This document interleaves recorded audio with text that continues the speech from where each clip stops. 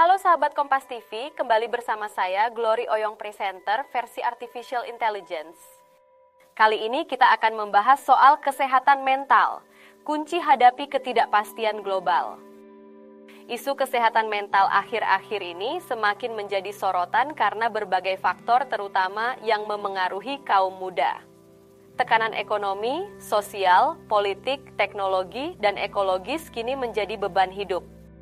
Kombinasi berbagai tekanan itu memengaruhi kesehatan mental kejiwaan dan cara untuk menghadapi dunia yang semakin penuh dengan ketidakpastian.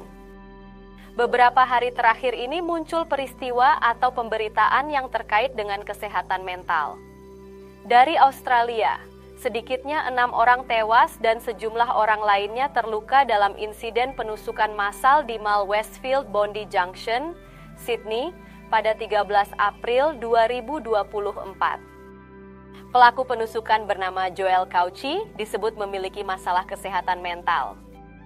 Dari dunia pendidikan kita, berdasarkan hasil penapisan atau screening kesehatan jiwa pada peserta program pendidikan dokter spesialis (PPDS) di 28 rumah sakit vertikal pendidikan, ditemukan 22,4% peserta terdeteksi mengalami gejala depresi.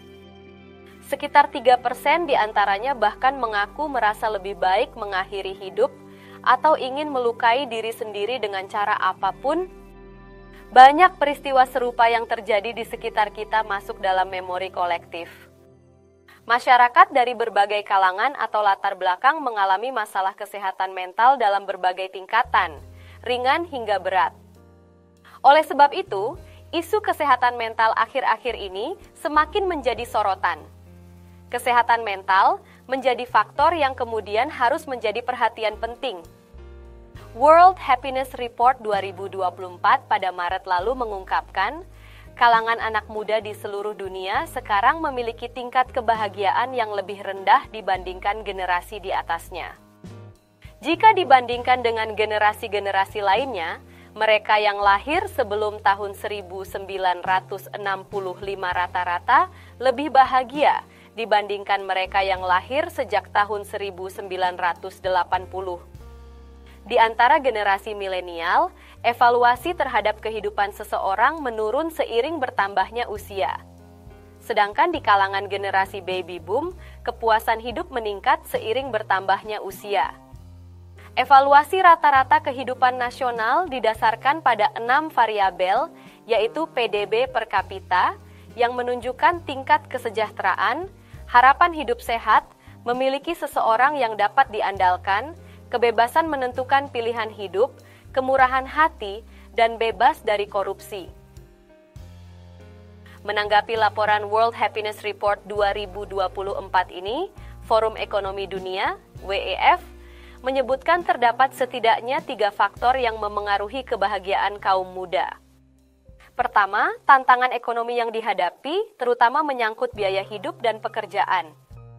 Soal biaya hidup, kaum muda menghadapi jalan mendaki yang sulit untuk menjadi sejahtera. Harga rumah, pendidikan, dan layanan kesehatan yang terjangkau menjadi hambatan utama bagi keamanan finansial. Penghasilan yang stagnan semakin menekan kondisi keuangan. Hal itu berdampak antara lain pada penundaan untuk memiliki rumah atau bahkan menunda dalam membangun keluarga. Kondisi pekerjaan juga memengaruhi. Pekerjaan yang tidak tetap atau pengaturan kerja yang tidak tetap menawarkan lebih sedikit keamanan dan manfaat. Hal ini pun membuat perencanaan keuangan menjadi sulit dan meningkatkan kekhawatiran akan masa depan. Faktor kedua adalah tekanan teknologi dan media sosial. Meskipun media sosial saat ini menawarkan koneksi yang cepat dan luas, ia juga dapat memicu kekurangan dan masalah sosial. Kaum muda juga dapat mengalami keterisolasian sosial.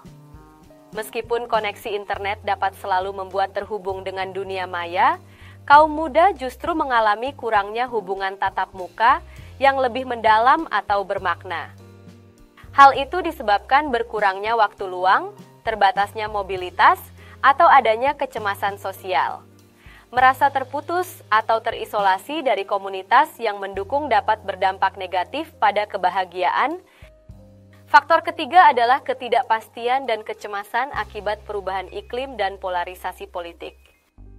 Dampak perubahan iklim akan sangat membebani generasi muda. Mereka mewarisi dunia dan ekologis yang semakin rusak dan penuh tantangan tanpa merasa ada kendali atau lembaga yang dapat mengatasinya. Selain itu, meningkatnya perpecahan sosial dan politik juga dapat memicu kecemasan atau keputusasaan. Menyaksikan hal-hal yang negatif secara terus-menerus, baik dalam realitas maupun media sosial, dapat menguras emosi dan menimbulkan depresi. Dengan gambaran di atas, menjaga kesehatan mental kaum muda adalah suatu keharusan dan perlu dukungan yang kuat dari berbagai pihak. Setiap negara sudah harus berinvestasi untuk isu kesehatan mental ini. Investasi itu sudah harus dimulai dari layanan yang mudah diakses generasi muda sejak dari bangku sekolah. Investasi dan intervensi untuk kesehatan mental generasi muda sangat penting untuk mengatasi tantangan masa depan yang penuh dengan ketidakpastian. Bagaimana pendapat kalian soal pentingnya kesehatan mental dalam hadapi ketidakpastian global? Nantikan informasi menarik lainnya bersama saya, Glory Oyong Presenter versi Artificial Intelligence. Sampai jumpa.